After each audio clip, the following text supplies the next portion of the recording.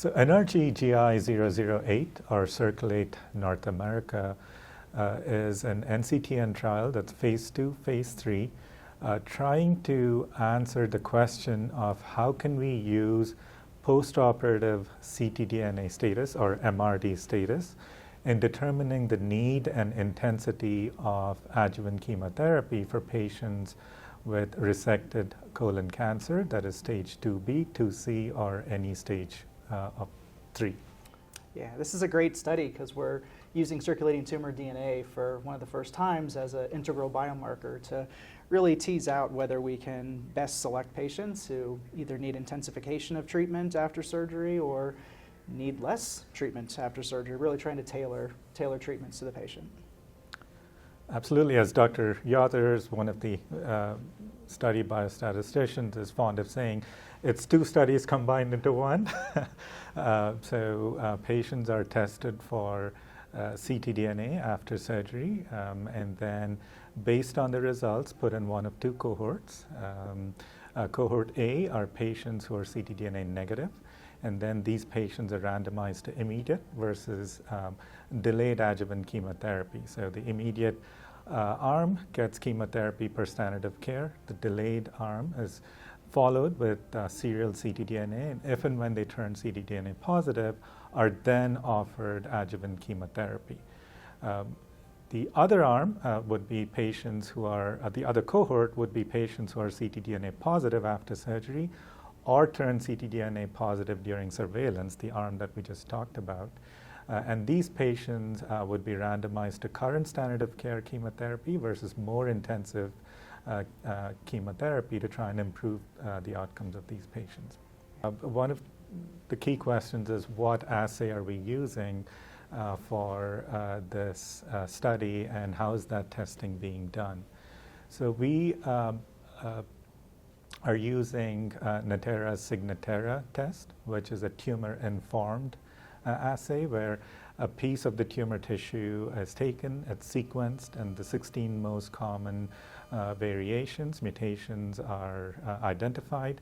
Primers are developed for those, and that primer panel is used to detect ctDNA in the plasma.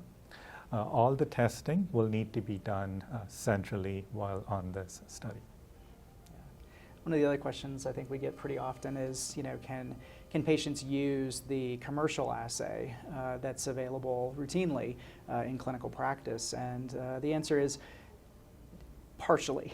It's a partially yes answer, in that right now, as it stands with the protocol, we're allowing patients to be identified using the assay to help know whether they want to participate in the study, but we still do require then the subsequent research version of the assay to be used serially throughout the course of the trial.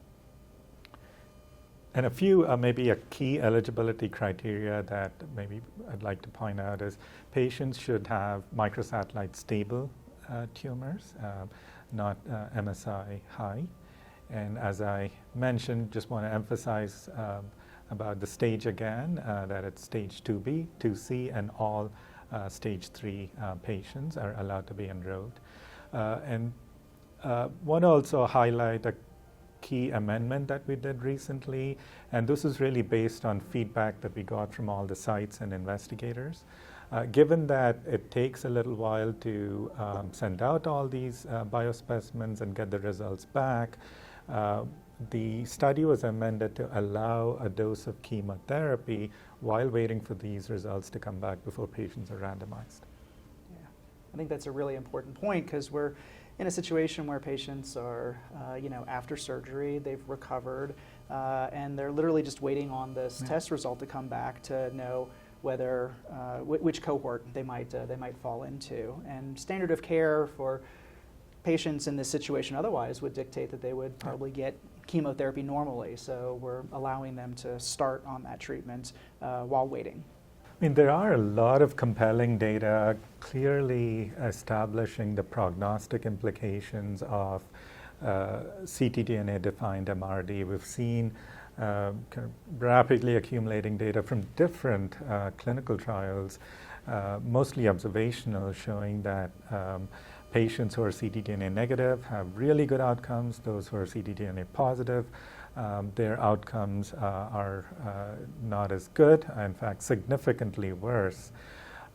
And so the key questions are, how do we really generate the evidence so that we could translate this into clinical reality for our patients, wherein we can safely and confidently de-escalate adjuvant therapy for patients who are ctDNA negative, and then try to find more effective adjuvant therapies for patients who are ctDNA positive, because these accumulating data also clearly show that the current standard of care is not sufficient for them. Yeah, I think today one of the biggest challenges that a lot of clinicians have is these tests are available. They're being used in clinical practice, but the test results, we don't always know what to do with the results. And so I think the most real-time benefit of this trial is that it gives patients and physicians a chance to do something with those test results and give them a very clear direction to go. We're hoping to answer the question of what we can do with those test results off protocol in the future as part of standard of care. But today, at least, these test results would allow patients to participate.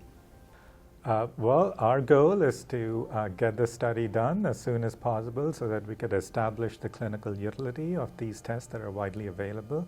And as Dr. George just mentioned, these are available, we're using them, but we don't know how to best leverage them for our patients' benefit. So that's our goal through this trial. And we're really encouraged by the engagement from all the investigators across NCTN, and would really appreciate continued engagement and also feedback.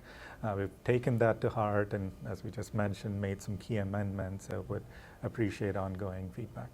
Yeah, I think a couple of other really important, impact opportunities that this study offers is that, the Circulate Japan data is a very large retrospective or observational cohort that's been reported in multiple different venues, and kudos to our colleagues in Japan for leading the way with some of this clinical evidence. But one of the plans that we have at the end of this is actually to take the data set generated from Circulate-North America and integrate it with the data available from Circulate Japan, and to have a global set of data that we can use to inform how best to take care of patients.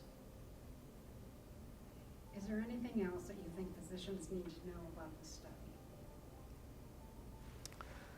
Study is available. It's open throughout the NCTN, including in Canada. Please enroll.